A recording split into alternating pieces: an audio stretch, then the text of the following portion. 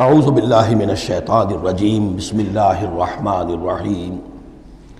اب یہ 5واں رکوع آ رہا ہے اور یہ ہمارے اس منتخب نصاب کا جو دوسرا حصہ ہے ایمان کی بحث، اس کے ضمن میں یہ بہت اہم درس ہے۔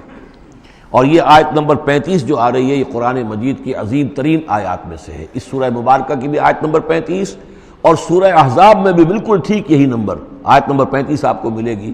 یہ ایمان پر اور وہ اسلام کی کیفیات پر قرآن مجید کی عظیم ترین آیات ہے۔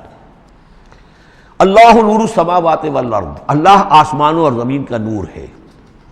مثل نور ہی، اس پر ایمان کی مثال، اس کے نور ایمان کی مثال ایسی ہے کہ مشکاتن، جیسے ایک طاق ہے، فیہا مصباح، اس میں ایک چراغ روشن ہے۔ المصباح فی زجاجہ، وہ چراغ جو ہے چمنی کے اندر ہے، شیشہ ہے اس کے اوپر، جیسے لالٹینیں ہوتی تھی پچھلے زمانے میں، گلوب کے ساتھ جو ہے وہ لیمپ ہوتے تھے۔ الزجاجۃ کأنہا کوکب دری، اور وہ شیشہ چمک رہا ہے جیسے کہ ایک چمکدار ستارہ ہو۔ یوقد من شجرۃ، اور اس مصباح میں، اس دیے میں، اس چراغ میں جلایا جا رہا ہے تیل، کس کا؟ ایک شجرہ مبارکہ زیتونہ کا، ایک ایسا مبارک درخت زیتون کا، لا شرقیۃ ولا غربیہ، جو نہ شرقی ہے نہ غربی ہے۔ یعنی یہ کہ درخت ہے، جھنڈ ہے ایک۔ اب اگر تو اس جھنڈ کے مشرق میں کوئی درخت ہے تو صبح کی دھوپ تو انہیں ملے گی، شام کی نہیں ہوگی۔ مغرب میں ہے تو شام کی دھوپ مل جائے گی، صبح کی نہیں ملے گی۔ ایک علیحدہ کھڑا ہوا ہے کوئی، جس کے نہ ادھر کوئی اور ہے نہ ادھر کوئی اور درخت ہے، تو پورے دن کی تمازت دھوپ کی جو ہے وہ جذب کر رہا ہے۔ اور ایسے درخت کا جو روغن زیتون ہوتا تھا وہ بہت صاف شفاف، اسی کی مثال دی جا رہی ہے کہ نہ شرقی ہے نہ غربی ہے، وہ کسی جانب سے اوٹ میں ہے ہی نہیں۔ یکاد زیتھا یضیء، اس کا جو روغن ہے وہ بھڑک اٹھنے کو بیتاب ہے، قریب ہے کہ روشن ہو جائے۔ وَلَوْ لَمْ تَمْسَسْهُ نَارٌ، چاہے اسے ابھی آگ نے چھوا ہی نہ ہو۔ نور علی نور، جب آگ مس کر جائے، چھو جائے، تو پھر نور علی نور ہے، وہ بھڑک اٹھتا ہے۔ یہدی اللہ لنورہ من یشاء، اللہ تعالیٰ ہدایت فرماتا ہے اپنے نور کی جانب جس کو چاہتا ہے۔ وَيَضْرِبُ اللَّهُ الْأَمْثَالَ لِلنَّاسِ، اور اللہ تعالیٰ مثالیں بیان کرتا ہے لوگوں کے لیے۔ وَاللَّهُ بِكُلِّ شَيْءٍ عَلِيمٌ، اور اللہ ہر چیز کا کما حقہ علم رکھتا ہے۔ یہ اصل میں ایمان کے لیے، اس کے اجزاء ترکیبی کے لیے بہترین تمثیل ہے، جس کو میں پہلے بیان کرتا رہا ہوں کہ ایک ہے فطرت، انسانی فطرت۔ اگر فطرت سلیم ہے تو اس کے اندر یہ ایمانی حقائق موجود ہیں، معرفت خداوندی موجود ہے۔ البتہ اس پر کوئی پردے آ گئے ہیں، اس کے اوپر جو ہے کچھ غلاف پڑ گئے ہیں، اور جب آتی ہے وہی، وہ اس کو ایکٹیویٹ کرتی ہے۔ آیات الہیہ جو ہیں، آیات قرآنیہ، وہ اندر کے اندر جو ڈورمنٹ اس کی کانشسنس ہے ایمان کی، اس کو ایکٹیویٹ کر کے شعور پر لے آتی ہے۔ اس کو یوں سمجھے کہ جیسے تیل ہے۔ اب تیل ایک ہے کڑوا تیل، جس سے کہ ہم دیے کبھی جلایا کرتے تھے، اب تو شاید ہی کہیں آپ نے دیکھا ہو دیا کس کو کہتے ہیں، لیکن اس میں وہ کڑوا تیل جو جلتا تھا، تو کڑوا تیل خود آگ نہیں پکڑ سکتا، اس میں بتی ڈالنی پڑتی تھی، کوئی کپڑے کی بتی ہے بٹکر، یا یہ کہ وہ روئی کی بتی بنائی ہے، اس بتی کا پھر آگ لگاتے تھے تو جل تو رہا ہے تیل، لیکن بواسطہ بتی، براہ راست وہ تیل جلنے کی پوزیشن میں نہیں ہے۔ لیکن ایک تیل ہے پیٹرول،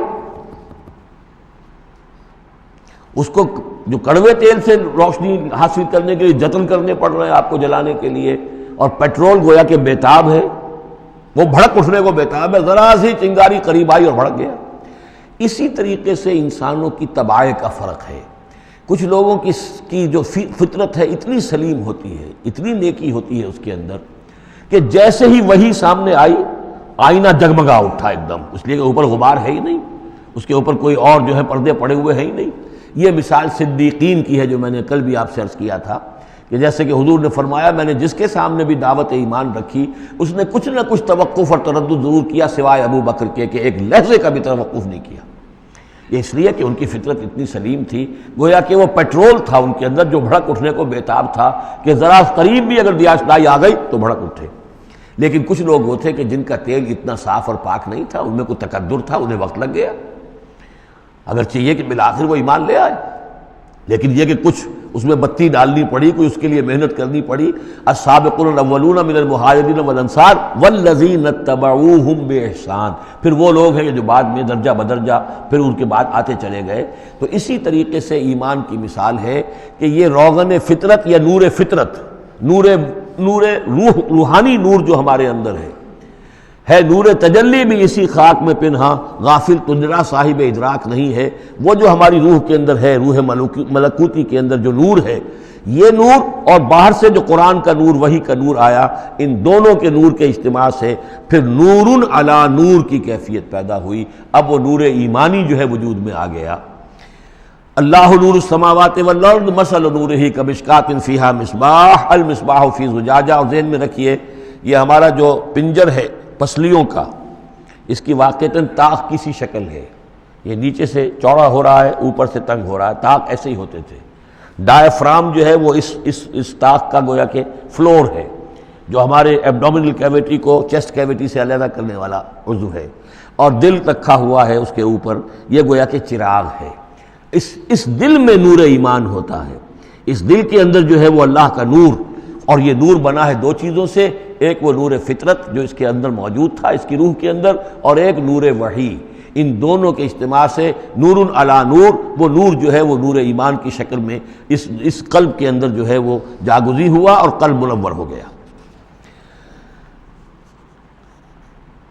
المصباح فی زجاجہ، الزجاجہ کأنہا کوکب دری یوقد من شجرۃ مبارکۃ زیتونۃ لا شرقیۃ ولا غربیہ یکاد زیتها یضیء ولو لم تمسسہ نار نور علی نور یہدی اللہ لنورہ من یشاء۔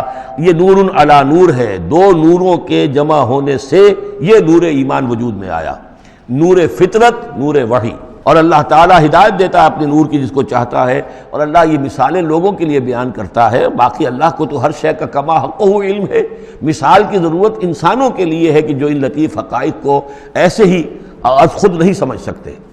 اب جن لوگوں کے دلوں میں یہ نور ایمان پیدا ہو جاتا ہے، ان کی ایک جھلک دکھائی جا رہی ہے کہ ان کی شخصیت، ان کی زندگی کی دلچسپیاں کیا ہوتی ہیں۔ فی بیوت اذن اللہ ان ترفع ویذکر فیہا اسمہ، ان گھروں میں جن کا کہ اللہ نے حکم دیا کہ انہیں بلند کیا جائے، یعنی مساجد۔ بلند کرنے سے مطلب یہ ہے کہ ان کو نمایاں بنایا جائے۔ ہر مسلمان آبادی میں معلوم ہو کہ مسجد ایک نمایاں شے ہے، یہ ضروری نہیں کہ اس کی ڈیکوریشن ہو، اس کے اوپر جو ہے خام خواہ تکلفات میں پیسے خرچ کیے جائیں، لیکن یہ کہ ایک تو یہ کہ وہ نمایاں ہونی چاہیے، معلوم ہو کہ اس آبادی کا مرکز یہ ہے۔ نمبر دو یہ ہے کہ ترفع، اس کو ہر طریقے سے، ہر معنوی گندگی سے بھی پاک رکھا جائے۔ وَيُذْكَرَ فِيهَا اسْمُهُ، اس میں اس کا نام لیا جائے۔ يُسَبِّحُ لَهُ فِيهَا بِالْغُدُوِّ وَالْآصَالِ، یہ جو صاحب ایمان لوگ ہیں جن کے دلوں میں ایمان کی قندیلیں روشن ہیں، یہ تسبیح کرتے ہیں اللہ کی ان گھروں کے اندر، صبح کے وقت بھی اور شام کے وقت بھی۔ رجال، وہ جواں مرد، لا تلہیہم تجارت ولا بیع عن ذکر اللہ واقام الصلاۃ، جن کو غافل نہیں کر سکتی نہ کوئی تجارت، نہ کوئی خرید و فروخت اللہ کی یاد سے اور نماز کے قائم کرنے سے، وایتاء الزکاۃ اور زکوٰۃ کے ادا کرنے سے۔ یخافون یومن، یہ سب کچھ کر کے بھی وہ ڈرتے رہتے ہیں، لرزاں و ترساں رہتے ہیں، کانپتے رہتے ہیں اس دن کے تصور سے، تتقلب فیہ القلوب والابصار، جس میں کہ دل بھی الٹ جائیں گے اور نگاہیں بھی الٹ جائیں گی۔ لیجزیہم اللہ احسن ما عملوا، تاکہ اللہ تعالیٰ ان کو بدلے میں دے بہترین جزا ان کے اعمال کی، وَيَزِيدَهُم مِّن فَضْلِهِ، اور اضافہ کرے اپنی طرف سے اپنے فضل میں سے۔ وَاللَّهُ يَرْزُقُ مَن يَشَاءُ بِغَيْرِ حساب، اور اللہ تعالیٰ چاہتا ہے دیتا ہے جس کو چاہتا ہے بغیر حساب۔ اللہم ربنا اجعلنا منہم، یہ تو مومن صادق کے لیے ایمان ان کے دلوں میں ہے، اس کی تمثیل یہ ہے، اور ان کے کردار کی جھلک یہ ہے۔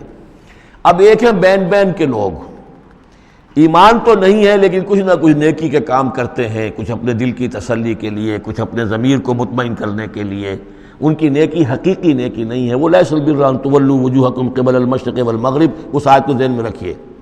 والذین کفروا، اور جو لوگ ایمان سے تہی ہیں، محروم ہیں، کافر ہیں، ان کی نیکیاں، ان کے اعمال کیا ہیں؟ کسراب، جیسے ریت ہو، سراب ہو، بقیعۃ، ایک چٹیل میدان میں، یحسبہ الظمآن ماء، پیاسا سمجھتا ہے کہ پانی ہے، حتی اذا جاءہ، یہاں تک کہ وہ جب وہاں پہ گھسٹ کر بھی پہنچتا ہے تو معلوم ہوتا ہے لم یجدہ شیئا، کچھ نہیں پاتا وہاں پر، ووجد اللہ عندہ، اور اللہ کو پاتا ہے وہاں موجود، فوفاہ حسابہ، تو اللہ تعالیٰ اس کا حساب اسے پورا چکا دیتا ہے۔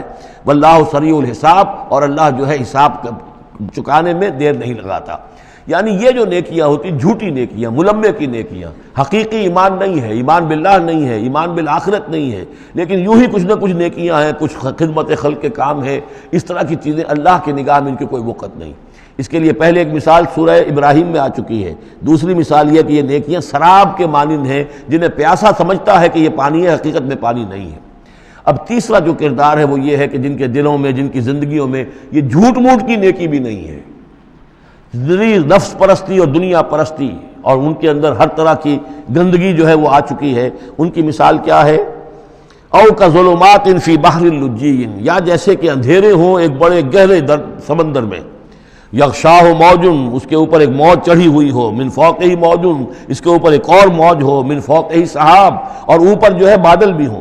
یعنی اندھیری رات ہے، کوئی روشنی نہیں، اوپر بادل ہے، نہ چاند اور ستاروں کی کوئی روشنی نہیں آ رہی، اور اس کے ساتھ ہی یہ ہے کہ موج کے اوپر موج چڑھی ہوئی ہے۔ ظلمات بعضها فوق بعض، یہ اندھیروں پر اندھیرے ہیں۔ اذا اخرج یدہ لم یکد یراہا، جب وہ اپنا ہاتھ نکالتا ہے تو اس کو بھی نہیں دیکھ سکتا، جسے ہم کہتے ہیں اپنے محاورے میں ہاتھ کو ہاتھ سجائی نہیں دیتا۔ وَأَلَّمْ يَجْعَلِ اللَّهُ لَهُ نُورًا، اور جس کو اللہ تعالیٰ ہی نے کوئی نور عطا نہ کیا ہو، فما لہ من نور، تو اس کے لیے پھر کہیں کوئی نور نہیں ہے۔ یہ وہ لوگ ہیں کہ جن کی زندگیاں کسی ملمے کی نیکی سے بھی خالی ہیں، اندھیارے ہی اندھیارے ہیں، ظلمات فوق بعضها فوق بعض۔ صدق اللہ العظیم۔